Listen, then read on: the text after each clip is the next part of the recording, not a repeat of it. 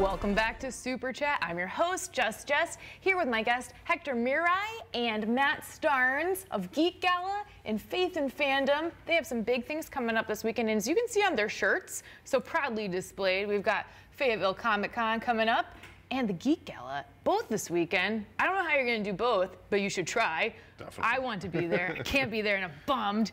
Next year I'm in. We got to talk about Supergirl. It's back in action. It was a lot of fun episode this week, and it was actually very powerful, I thought. Yeah. There are some really heavy scenes with Kara trying to overcome, well, missing Mon-El. I mean, that was, not only is she missing Mon-El, I mean, she feels responsible for whatever has happened to him, and we do not know. So spoilers if you have not watched Supergirl this week. But what are your thoughts on, I think the real villain of Supergirl this week was Kara's past. Thoughts? Interesting. Is she haunted by her past that she's not dealt with yet? I agree, because I mean, a lot of people were saying, oh, when Supergirl was coming around, it's like, oh, why should they do a show based around her? We already have Superman that exists, but she has such a different perspective because she grew up. Yeah. She has all those real memories of Krypton. Yeah. And I mean, so that's a totally different experience than what Clark had. Yeah. And we got to see some of it in this episode. It was kind of like a Disney World ride. Yeah, it really was. It was kind of cool. It's like you're strapping in for the ride that's about to go down. It's like Space Mountain. Yeah. Now, when she was having all those visions of what it seemed like her ride from Krypton to Earth, did you think it might be what Mon-El is seeing, and that somehow their minds are in sync? Well, I think there was definitely a throwback to what she experienced, and then, you know, the later thing of just the darkness and isolation. I think that was what she was projecting. She knew what she went through, or at least felt what she went through, projecting it onto what he's going through. But I think, too, one of the bigger problems, not only was she her own worst enemy in this, it was just the fact that she wasn't communicating with her team. Right. Like, literally, if you've got one of the most powerful psychics in the DC world 5 feet from you, why would you not go ahead and tell him you're dealing with someone on that? Can't he tell? If he's a psychic, like, he's not rude. That's true. That's he won't read your mind without permission. That's true. If you guys had psychic powers, would you be trying to read everybody's minds all the time? Oh, absolutely. I would. I'd be a nightmare. I'd be reading. I'd be like, what is everybody thinking? They're all thinking, wrap it up, Jess. No. Let's continue this. But we do see here with Martian Manhunter that M'gann is back, and she is persuading him to go to Mars because apparently there is one green Martian left there, and from spoilers that I've read online, it's supposed to be his dad. Yeah. And he no longer relates. What do you think is going to happen? Like, okay, how is this going to Mars thing playing into this season's plot so far? Well, personally, I think it's just going to be a way to get him out of commission, send him away so that Supergirl is vulnerable to attack. Ooh, that's a good point. My honest thought was that that's not really M'gann. Oh. That's left over from Psi. Oh. Like, you know, trying to get him out of the way or something to that, or a shapeshifter. But honestly, I just thought it's way too convenient to do that and then pull him out, leave her defenseless. That's a good point. More defenseless. More defenseless, yeah, because it takes a village, and Supergirl does need her team. Oh, yeah. And all these superheroes need their team, and they all play an integral role of everything. Another character that we're getting introduced to a lot is Rain. We know Sam is going to be playing the character of Rain. We don't know how yet, but we do see glimpses of her powers. Now, her daughter grilled her, like hardcore, punched some chick and grilled her about having powers and having superpowers. Did this strike you as odd that it's only this one incident and the kid is like going crazy? Did you think there has maybe been another incident?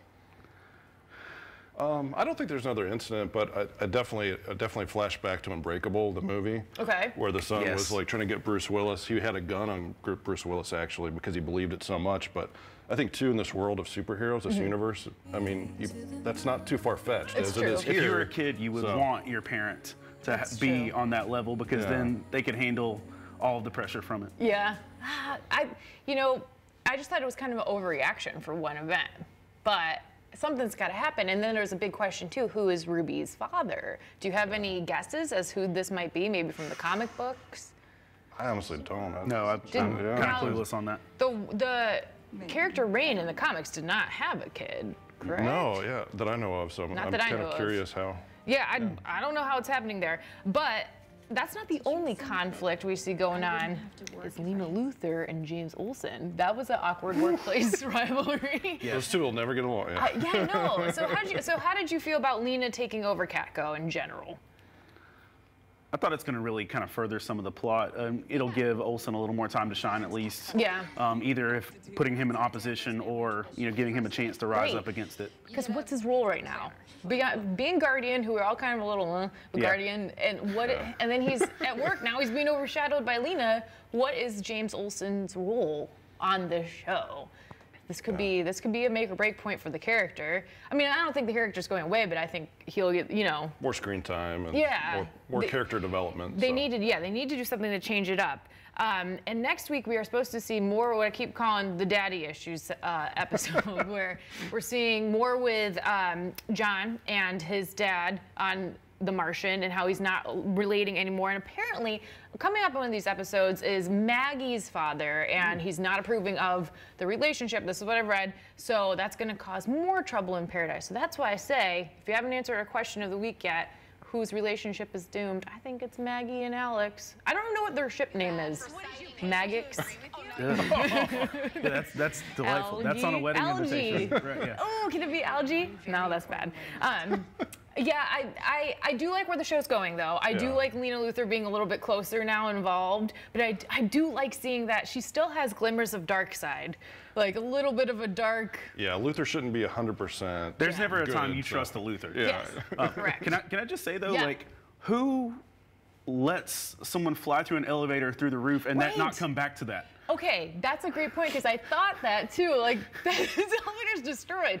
Also, she is too quick with the shirt.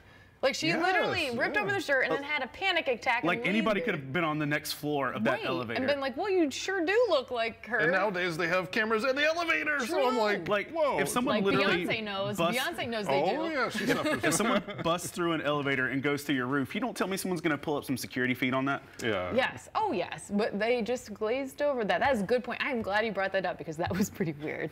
Yes. So it was a big episode, and there's a lot more. It's only the 2 episodes in, a lot more. Next week we're going to Mars. So we're going to take a look at the trailer for next week of Supergirl, and we're going to be right back to talk about The Flash.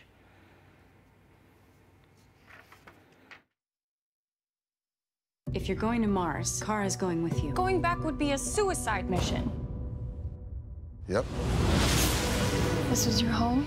I'm the only green Martian left. No. There's another one. We came all this way to fight alongside you. This is bigger than you know. I'm sorry, Jean. It's me, Father. Supergirl. All new episode Monday at 8, 7 Central on the CW.